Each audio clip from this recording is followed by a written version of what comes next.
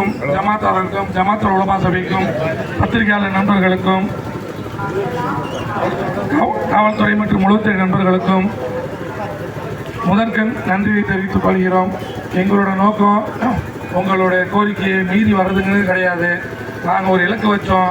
எங்கள் மேலே எங்களுக்கு இருந்த நம்பிக்கை, எந்த ஒரு அவதூறு பேச்சு இருக்காது, கண்ணியமான முறையில் நாங்கள் வருவோம் அப்படின்னு நாங்கள் எங்கள் மேலே நம்பிக்கை வச்சதுனால தான் இவ்வளோ தூரம் வரைக்கும் நாங்கள் இடம் கொடுங்கன்னு கேட்டோமே தவிர உங்கள் பேச்சை கேட்கக்கூடாதுன்றோ உங்களை மீறி வரணுன்றோ எந்த ஒரு எண்ணமும் எங்களுக்கு கிடையாது.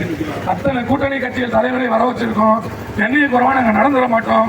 எங்கள் தோழர்கள் மேலும் சகோதரர்கள் வச்சுக்க நம்பிக்கை, அனைத்து சமுதாய மக்கள் மேலே வச்சுக்க நம்பிக்கையில் தான் நாங்கள் இவ்வளோ தூரம் வந்தோம். எந்த ஒரு இடையூறும் இருக்காது நம்பணும். அதே மாதிரி ஆண்டவன் எங்களை அதே மாதிரி நிறைவேற்றி கொடுத்துட்டான். இதோடு நாங்கள் அமைதியாக கலைஞ்சிருவோம். 13ஆம் தேதி நடைபெற இருக்க கூட்டத்துக்கு வாகன ஏற்பாடுகள் சிறப்பாக செய்தது.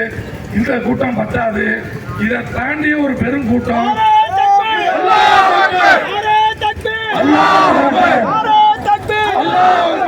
மாவட்ட தலைநகரில் கூட்டி அந்த சட்டத்தை திரும்ப பெற வைக்கிற வரைக்கும் சாகின் பார்த்து மாதிரி தொடர் போராட்டம்